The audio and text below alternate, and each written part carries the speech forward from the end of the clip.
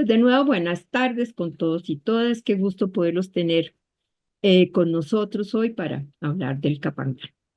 Como ya pudieron observar, pues el Capañán es un sistema caminero que atraviesa desde el sur, la parte más meridional de Sudamérica, que está a la parte de la Patagonia, sí, pero muy hacia el sur de Mendoza o al sur de Santiago de Chile, como para tener un referente geográfico, hasta pasando por la parte de Argentina, Chile, Bolivia, Perú, Ecuador y llegando a Colombia.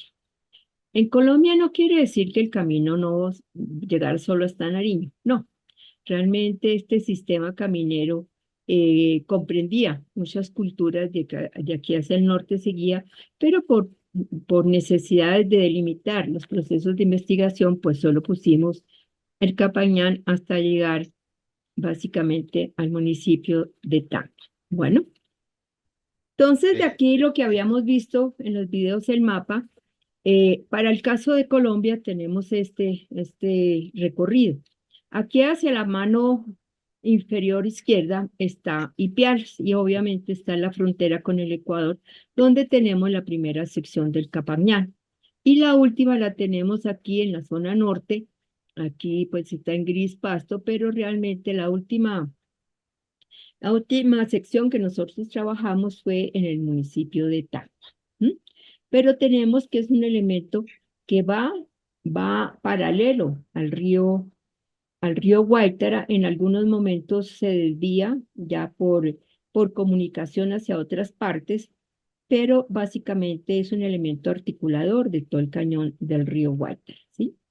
Entonces tenemos que pasa por el municipio de Ipiales. También tenemos, pues, en términos generales, no que estén allí las secciones declaradas, pues tenemos a Ipiales, Pupiales, Gualmatán, El Contadero, San Juan, sí, era por ahí iba un ramal, otro ramal iba por todo el Guaitara, y que iba hacia Potosí, Córdoba, Puerres, Funes, Río Bobo, Yacuanquer y Pasto. Bien, entonces tenemos esto en cuanto al río. Acá podemos apreciar un poco como el paisaje del río Guaitara, ¿sí?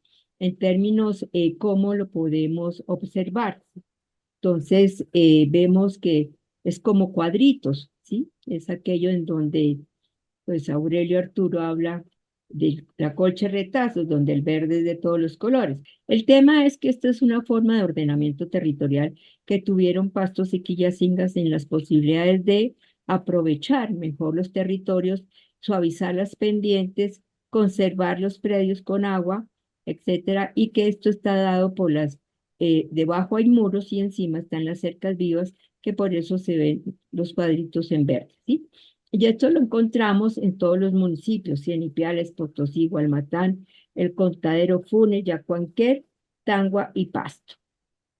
También podemos decir que el Capañán pasa por un sinnúmero de paisajes, ¿sí? Porque están dados por las diferentes zonas de altiplano o de cañón por donde va el río Guaitara o el cañón del Guaitara. Entonces tenemos hacia la foto de la mano izquierda es un poco la parte de altiplano y también en la mano derecha se cultiva cómo se hace todas estas sembrados que se hacen no son grandes extensiones, sino pequeñas, lo que permite aprovechar mejor los terrenos y evitar que se erosionen tanto. ¿Qué características tiene el camino? El camino pues tiene las características que en las zonas donde no hay tanta pendiente y que no va por el Guaytar exactamente, el camino puede tener hasta 3, 5 metros de ancho. Y va de lado y lado, está delimitado por una acequia o por un bordo que lo separa de los predios que se encuentran al lado. Esa es una característica, los caminos siempre están señalados. Y pues en época prehispánica, también en época colonial y hasta entrar a la República, pues uno preguntaba que por dónde era el camino y la gente le decía a uno, no, siga el camino lo lleva. Entonces, esa es la característica, los caminos siempre están delimitados, en toda Sudamérica están delimitados, bien sea por lo que hablamos acá, por bordos, por acequias, por muros de piedra, por muros de tierra, eh, también por estas plantas, estas pencas que se llaman el mexicano, también por eso iban delimitadas. En las zonas del desierto no tenían una delimitación tan fuerte, pero en las zonas del desierto de piedra, pues sí se veían los cúmulos de piedra hacia donde iba el camino, y en las zonas de dunas estaban palos que iban marcando hacia donde uno se tenía que dirigir. También en la parte ya del cañón, sí, por las dificultades mismas de su trazado, etcétera, el cañón es más angosto, perdón, el camino es más angosto, sí, y es tallado, realmente es tallado sobre el cañón. Entonces, corte tarú tenemos, sí, y pues realmente el camino uno va transitando, pero va viendo el precipicio o el cañón también, porque básicamente el río va por zonas más altas que zonas pegadas al río, porque el mismo río Guaitara es una forma de V, así, y pues el camino está en estas partes altas y solo baja, desciende hacia la parte de la punta de la V cuando se va a pasar de un lado al otro, buscando una garganta del río para atravesar hacia la otra parte, como sucede en el camino que iba de Gualmatán a Funes, y que lo conocemos como los caminos que es del municipio, del municipio de Gualmatán y el municipio de Contadero, que caen al río Guaitara y de ahí entran al municipio de Funes. Entonces había un puente hecho en un puente, sino eran realmente troncos que se pasaban y de un lado a la parte más angosta de estas posibilidades se buscaban unas gargantas y allí se ponían los troncos para poder pasar, o también se encontraban tarabitas. Entonces tenemos aquí, podemos ver en la foto superior derecha aquí cómo va subiendo el camino a buscar una parte más alta para poder atravesar entrar a unas zonas más planas y suavizar el camino para ser transitado de una manera más holgada o no demandara tanto esfuerzo para caminarlo, ¿sí? Entonces una de las características que uno va viendo es que si bien es cierto va por el borde del cañón, pero va haciendo entradas a donde hay como terrazas y por ahí transitar también para hacer más viable el caminar, ¿sí? Entonces aquí vemos varios ejemplos y también pues vemos en la parte inferior los muros, cómo están hechos los muros que están tapados hoy en día con vegetación, creo que todo el tiempo estuvieron, porque la vegetación ayuda a conservar los muros, las raíces ayudan a amarrar el muro y evitar que se caiga. Entonces aquí lo que hablábamos de los muros, estos muros que estamos viendo, o las cercas de piedra que estamos viendo, es en el municipio de Funes, en Chitarrán. Es una zona que queda limitando con el municipio de Puerres. Entonces, todo está en piedra. Vemos que los muros son altos, acá se paran de las casas, o también tenemos estos muros un poco más altos, que estos lo llaman callejones, y en la parte, al otro lado del muro, están las áreas de cultivo. ¿M? Entonces, también acá lo podemos observar en Chitarrán. Entonces, aquí en el medio va un camino, que es un camino que más lo podríamos pensar como una calle al interior de estas zonas pobladas, porque el caso de Chitarrán, uno encuentra una gran cantidad de muros de piedra que están básicamente en la parte interior están las casas o están los cultivos, pero hay estos caminos como el que vemos aquí en la parte inferior izquierda, que por ahí transitaba la gente para ir al cultivo, para ir a las otras casas, etcétera. Bueno. Bien, entonces acá tenemos también los caminos en Concagua, o sea, estos caminos que fueron tallados en la roca realmente, como es el camino de Potosí, el camino que está en la vereda de San Pedro. Entonces, como ustedes pueden apreciar a mano izquierda, esta es como una escalinata que uno sube rápidamente, es un camino que lo lleva a uno de la parte baja del río Chihuahua hacia la zona alta de esta pendiente que está saliendo hacia el camino que va hacia el casco urbano de San Pedro. Entonces, cuando uno tiene que ir caminando, toma estos caminos y llega mucho más rápido, ¿sí? Aquí vemos a mano izquierda un deterioro, pero es que por ahí meten el ganado. Entonces, esto ha llevado a que se deteriore muchísimo el camino, porque estos caminos no fueron hechos para transitar animales, sino solo para transitar el ser humano. Esto también tiene la característica, ustedes pueden ver que está, que el muro de la mano derecha está pelado y en la mano izquierda hay una gran cantidad de vegetación. Lo que pasa es que aquí por la zona media de este muro hay una acequia y esa acequia recoge el agua de la parte alta y recoge el agua también que llora la montaña, evitando que caiga el camino y que el camino se deteriore. Entonces, como ustedes pueden apreciar, es todo un sistema de ingeniería que se implementa en áreas con ciertas características, en otras partes se implementa de otras maneras, pero uno de los elementos para el caso de Colombia es que tenemos que hacer el manejo del agua para que el agua no caiga sobre el camino y en esa misma medida no lo deteriore.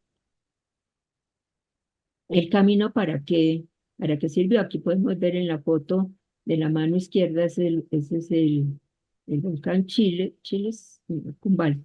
Y entonces podemos ver desde la parte alta, pues tenemos las zonas de páramo y ya bajando los 3.000 a 2.800 pues ya empiezan las zonas de cultivo. Si hoy en día la frontera agrícola ha subido muchísimo, desafortunadamente, eh, eh, interviniendo los páramos, que eso lleva a un peligro sobre el agua. Entonces, los páramos son sagrados, no se tocan para nada, y estas hoy en día, con este cambio climático tan fuerte, es algo que se está eh, generando conciencia en todo el mundo que los páramos hay que protegerlos porque es nuestra propia posibilidad de tener agua. Así a uno le toque pagar, pero si no hay agua, así tenga la plata, pues no hay cómo. Entonces, es súper importante conservar los ecosistemas de las zonas altas como el ecosistema de páramo y lo que colinda con el páramo para evitar que no tengamos agua. Entonces también aquí podemos ver esos diferentes nichos de ecológico aquí en las zonas altas y en la parte derecha abajo en la foto pues vemos el cañón del río Guaitara, pero vemos aquí unas terrazas coluviales y que a su vez por estas terrazas y en caminos secundarios para desde aquí poder sacar la producción agrícola. En el pasado prehispánico, todo este cañón está lleno de terrazas o de andenes donde se cultivaba maíz, se cultivaba ají y se cultivaba hoja de coca.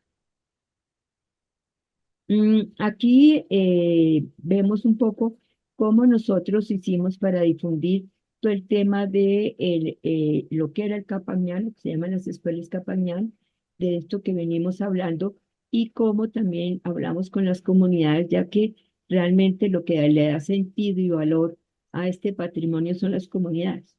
Pues los caminos solos en sí, pues no sirven para nada, ¿sí? Pero quienes le dan sentido, quienes le dan vida son las comunidades, de ahí su importancia.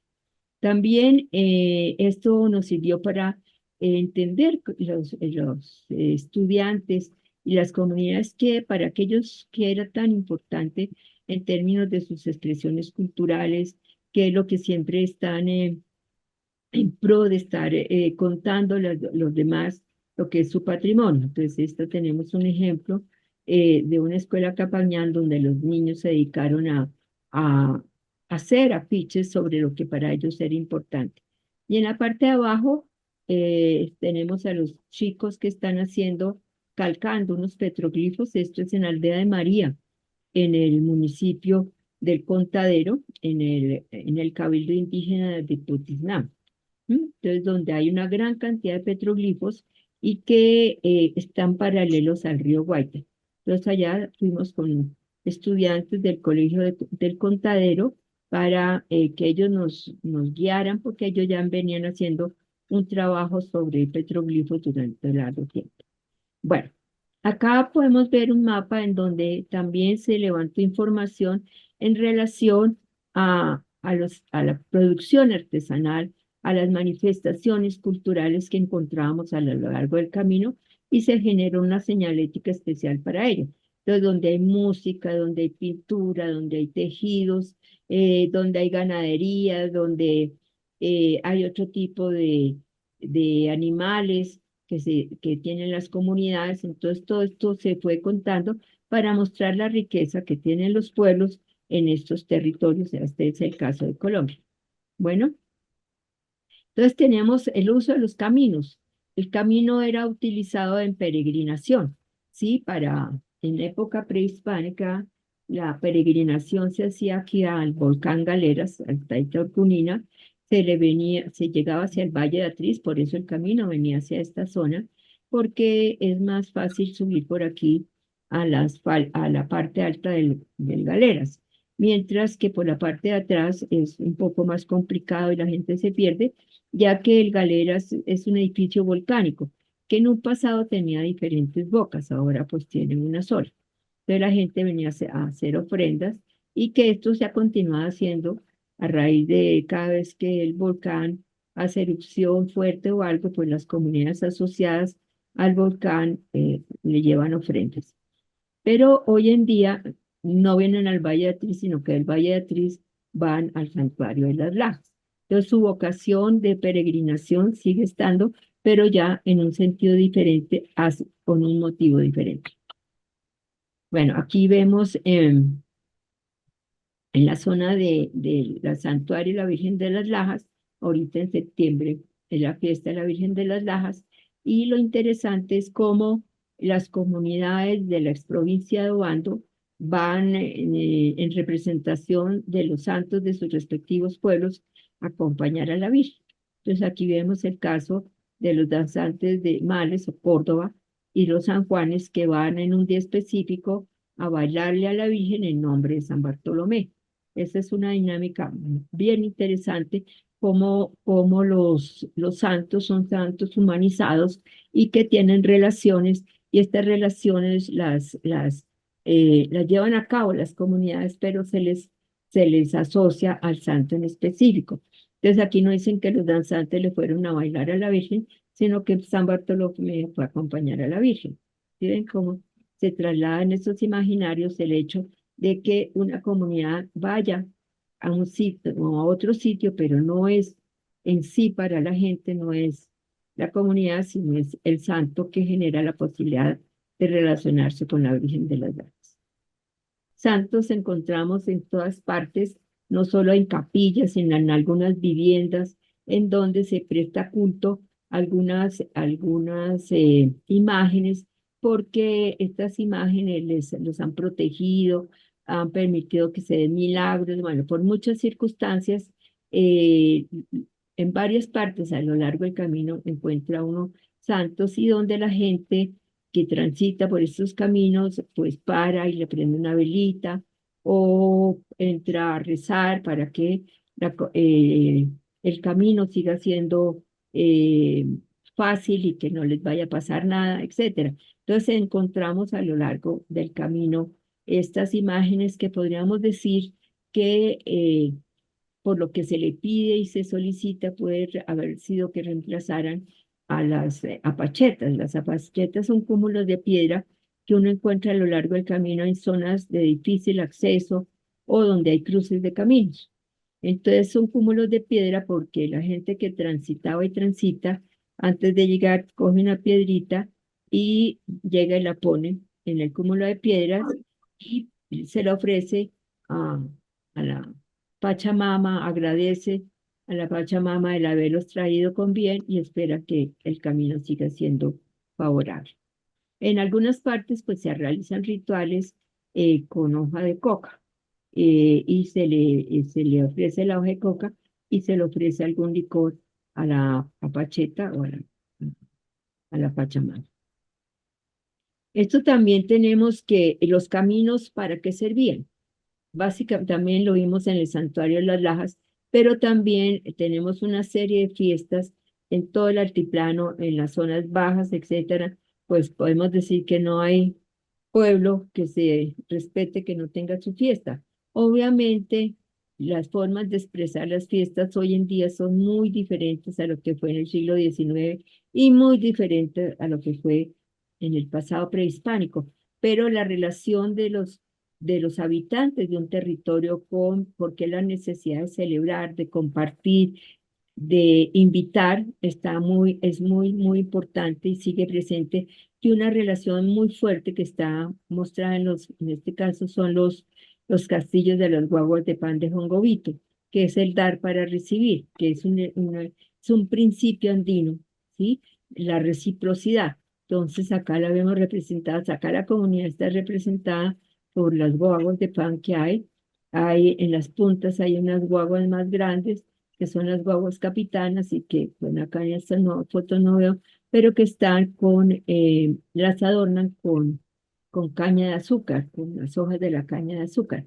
Pero sí también miramos acá los productos que están aquí en los canesticos, todos son productos de tierra caliente, no son productos, uno no encuentra papas ni yocos, no.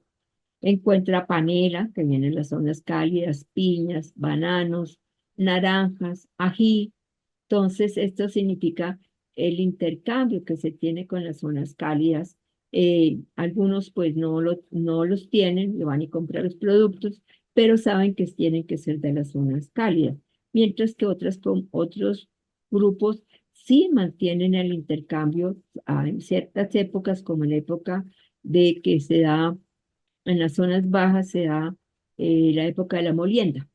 Entonces, gente del altiplano baja a prestar su mano para ayudar a hacer a la molienda, pero en contraposición, ellos les dan panela, o les dan guarapo, o les dan chapilla procesada, bueno, diferentes productos que salen de la caña de azúcar o van a acompañar en los procesos de cosecha. Entonces ellos ayudan a cosechar y a cambio les dan productos, pero también de aquí se llevan productos de tierra cálida para entregarle a los amigos, compadres, bueno, personas que reciben llevando productos de acá para después traer productos de allá.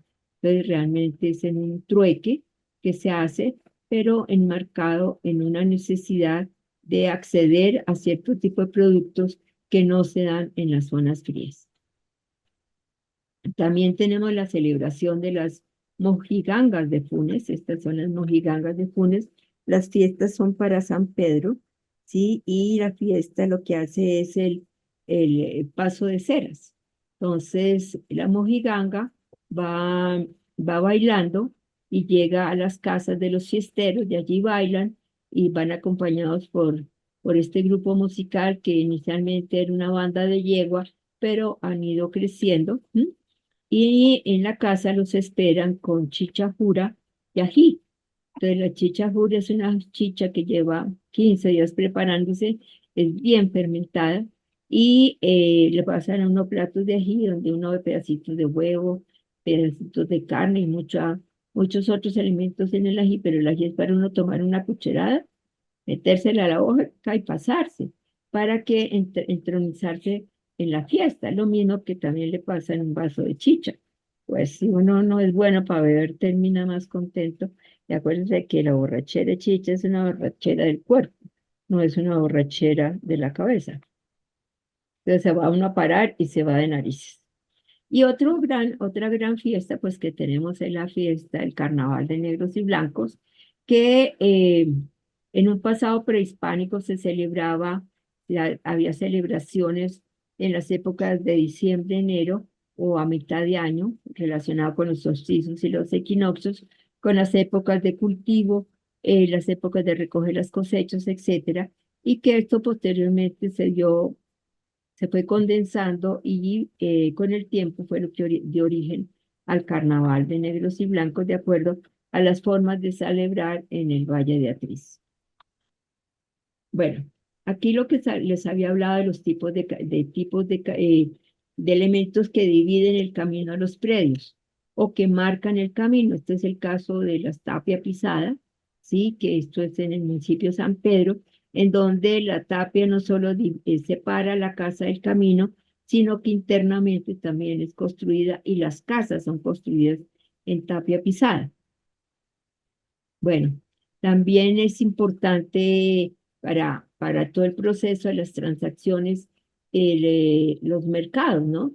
En donde se siguen vendiendo los productos tradicionales, pero también productos que fueron traídos de Europa, que para hoy, para estos pueblos son tradicionales, como el haba, ¿sí? La arveja, que son productos que no eran americanos. Acuérdense que muchos productos fueron introducidos por los españoles, como el trigo, la cebada, eh, las habas, la arveja, mientras que aquí había otros productos como la quinoa, el maíz, la papa, en todas sus variedades, los suyocos, las macho, así, y que una de las características de estos pueblos es que la mayoría de estos productos eran raíces, ¿no? Estaban enterrados. Y este permitió pues también un control y eran productos orgánicos, pero también cuando se llevaron los españoles las papas, pues no entendían un poco para qué era, después ya entendieron y esto se difundió rápidamente y fue por los pueblos europeos ponerle el vodka se hace de papa, o todo como la papa ayudó a sobrevivir a los pueblos de Irlanda de las hambrunas que les había tocado enfrentar. Bueno, aquí vemos el santuario de la Virgen de las Lajas y están, acá estos son los San Juanes que están bailando a la Virgen. Estos son los danzantes, los otros son San Juanes y estos son danzantes, ambos grupos son de Córdoba. Este es el negro de la Mojiganga de Funes. Aquí tenemos la riqueza de alimentos, como el caso del maíz y el caso del frijol. El frijol no ha sido muy contado, ¿no? No sabemos, cuando hablamos de los pueblos prehispánicos, de sus alimentos, lo primero que hablamos es del maíz, ya pues en la zona andina se habla de la quima, pero no hablamos de los frijoles. Y creo que el frijol fue uno de los alimentos que permitió a muchos pueblos guardar, porque el frijol se puede guardar, el maíz se puede guardar, pero pongámosle la papa no. Algunos otros productos o los suyocos y estas raíces se dañan rápidamente, mientras que otros productos permitieron a las comunidades planificar, se puede utilizar esta palabra, los consumos de alimentos de acuerdo a las cosechas, ¿sí? Entonces ustedes sabrán de ponerle el frijol, se come frijol tierno, frijol medio duro, frijoles duros, y cuánto tiempo se pueden guardar y se guarda la semilla y se saca rápidamente el producto. Lo mismo pasa con el choclo, ¿sí? O con el maíz, uno se lo puede comer tierno, con choclo, o se lo puede estar zarazo, en donde se hacen otro tipo de alimentos diferentes de los que es consumido sobre la tusa, ¿no? Bueno, entonces lo que yo les había hablado a lo largo del camino, toda la importancia de las fiestas patronales, que es lo que ya en la colonia y en la república le dio importancia al Capañán, pero que la mayoría de estas fiestas fueron sobrepuestas a otras celebraciones muy importantes en donde el camino era el elemento articulador y permitía a las comunidades estar presentes en todas las actividades festivas. Bueno, también tenemos a lo largo del camino una cantidad de producción artesanal. Bueno, en este caso hablamos aquí, pues la imagen que nos sirvió, que a mí me gusta mucho esta imagen, de los sombreros en paja toquilla o la producción de panela, pero en las zonas altas también tenemos todo el tema de los tejidos, que fue muy, muy fuerte. También la talla en madera o la talla en piedra. Bueno, aquí tenemos a los danzantes de Cepuyes. También un elemento bien importante y que se ha heredado de generación en generación son las prácticas agrícolas, cómo la gente ha aprendido de una generación a otra a sembrar y sigue utilizando herramientas prehispánicas. Aquí el palito que vemos que tienen los señores se le conoce como la coa. Es un palo que se entierra, que tiene como un cachito en donde también en la mano, con el pie se profundiza y en el hueco se pone la semilla. Pero esto viene de época prehispánica. Aquí tenemos el consumo de alimentos, de lo que habíamos hablado del maíz, otro producto que también muy, muy importante acá en estas zonas, el ají, el maní. El maní es un elemento presente a lo largo de de toda la cordillera y en algunas partes se ha encontrado grandes collares hechos en plata, que son el ají en vaina, que son los llamados cacahuetes. ¿Sí? Entonces, o también el consumo de ají es muy alto en los Andes, en la zona andina. Uno piensa que los únicos que comen ají muy picantes son los mexicanos. No, los peruanos dicen. Y realmente en todos los pueblos indígenas siempre hay ají, de diferentes formas, pero siempre hay ají. Bueno, pues aquí ya habíamos hablado de cómo nosotros habíamos trabajado y contándole a las nuevas generaciones de este patrimonio a través de diferentes actividades con ellos. Aquí también tenemos un poco la parte costumbrista de la comunidad, el camino para que tú se utiliza, que ordeñando vacas. La parte de arriba están jóvenes, chiquillos que hoy en día ya deben estar jóvenes, muchos casados hace mucho tiempo, que estaban esperando a una actividad que les íbamos a hacer, que era presentarles una película como si fuera cine. Bueno, esto también lo mismo. Entonces tenemos acá elementos para la seguridad alimentaria, como también esto forma parte del patrimonio, los alimentos, pero los alimentos que nos permiten tener semilla que garantice eh, la sostenibilidad de las comunidades a partir de que ellos mismos tengan seguridad y soberanía alimentaria. Entonces esto es bien importante.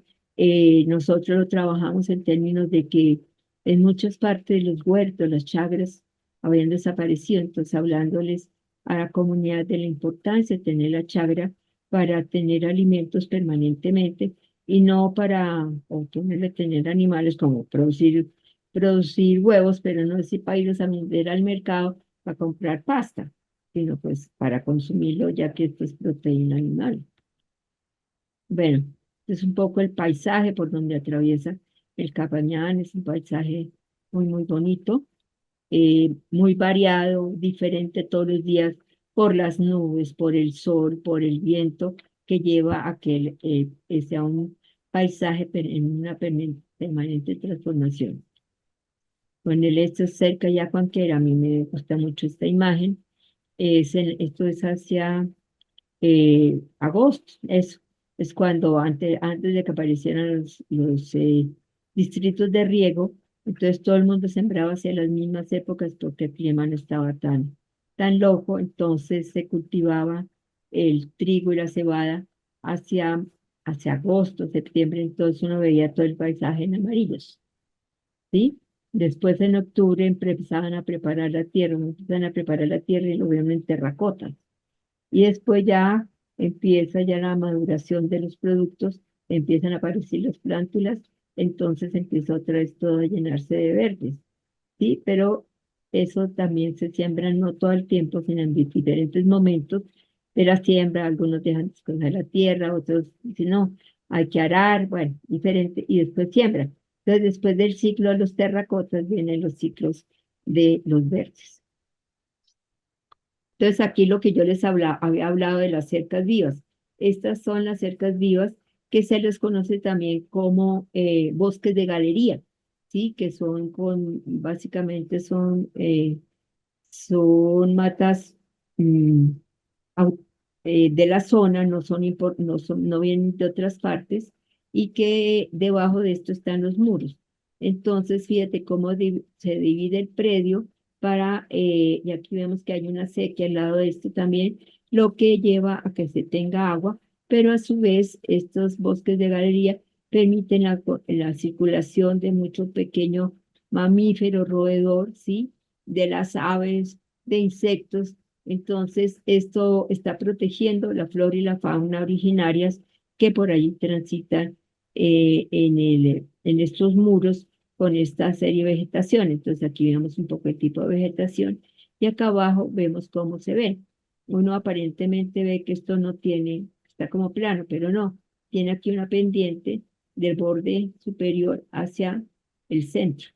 Y aquí arriba también la gente baja porque saben que están reunidos los sábados, entonces van a intercambiar, a hablar de situaciones, a preguntar otras, etcétera. Entonces, acá ya vamos completando. Nosotros hicimos varios afiches en donde mostrábamos las características de cada una de las secciones que fueron declaradas con un texto que nos permite entender qué era esa sección, su importancia y también las características constructivas.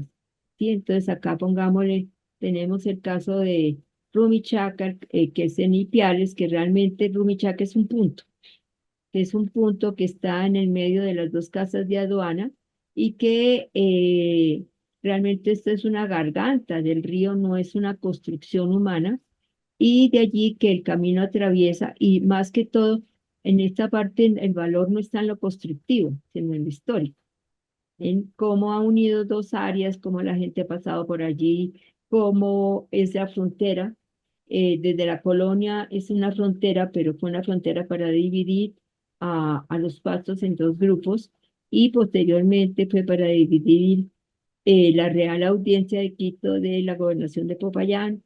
Bueno, después vinieron ya la aparición de las repúblicas, entonces hasta ahí llegaba el Ecuador y está Colombia, ¿bien? Entonces acá tenemos, pues esta es la garganta del río, acá vemos el agua pasando, en la parte al fondo está la parte del río que uno dice, bueno, ¿y esta agua dónde viene? Aquí debe ser muy pequeño, y no, no es pequeño, es mucho más grande que esta parte, pero al verla de lejos uno piensa que es pequeño. Y aquí a la mano derecha estamos en San Pedro, en Potosí. Este es el camino que habíamos visto con las escaleras. Acá a mano derecha va la sequía, la cual les mencioné. Acá tenemos a Chitarrán, que queda en el municipio de Funes. Entonces vemos las características eh, del camino, sí, está siempre delimitado por muros de piedra. Siempre encontramos en Chitarrán la delimitación del camino o de las terrazas, de las áreas de cultivo están delimitadas por piedra. Entonces, ponerle acá tenemos Rosal de Chapal. Rosal de Chapal es un camino que articula la zona de Funes con Gualmatán, al otro lado, perdón, con Iles. Se baja y se vuelve y se sube, ¿sí? Pero nosotros solo trabajamos la margen que está de allá para que al lado derecho. Entonces solo se trabajó con ellos, pero también vimos la riqueza en los muros y unos muros diferentes, pero poner este camino de Rosal de Chapal tiene otra característica que son los caminos en quingos. Entonces va de acá, acá, acá, va en zigzag bajando, ¿sí? Por eso se le llama quingos. Bueno, entonces aquí tenemos también el de Huapuscal. Es un camino con diversidad de formas que pasa por el Guaitara, que es muy pendiente, pero vemos aquí la gente trabajando y también hoy en día cuidan el camino para que nadie vaya a desbaratarlo, porque en últimas, en algunos las servidumbres han dejado de hacerlo, pero había esa discusión con ellos y no, nosotros decíamos, no, los caminos son tierras nacionales, no son de las personas. Y en la medida que siempre se use, que haya un uso de ellos, seguirán siendo predios de la nación. Bueno, aquí tenemos Los Ajos, que es la última sección que está en el municipio de Tangua. Es un camino bastante ancho y como ustedes pueden ver, aquí va la sequía. Es una de las secciones, es la sección más pequeña, pero con mayor diversidad de formas constructivas, como lo podemos ver en la parte inferior. Y allí pues hay una anécdota muy interesante, pues yo dije la sección de Los Ajos porque quedaba en la vereda de Los Ajos. Entonces dije, no, pues esto es porque siembran ajos. Y cuando un día hablando con alguien de la comunidad, le pregunté, bueno, ¿y por qué se llama Los Ajos? Entonces me dijo, no, es que este camino, pues hoy en día no pasa tanto animal porque, o tanta carga, porque hay la carretera. Pero antes de que se construyera la carretera, era el camino que venía para Pasto. Entonces, eso pasaban estos animales y pues iban dañando el piso, se enterraban, entonces los arrieros carajeaban. Entonces, hay un trabajo de grado, ustedes pueden buscarlo en la universidad, se llama Entre carajo y carajo quedan los sapos. Si entonces era por la carajeada y no por la planta. ¿Mm? Bueno, entonces aquí está todo lo que teníamos para mostrarles, lo que era el Capañán, en la medida que vayamos avanzando en términos de lo que se ha esperado el profesor Carlos, podemos hablar de otros temas, podemos en la parte ambiental, en la parte comunitaria, en las características mismas del camino y también de la importancia que tiene este camino para las comunidades.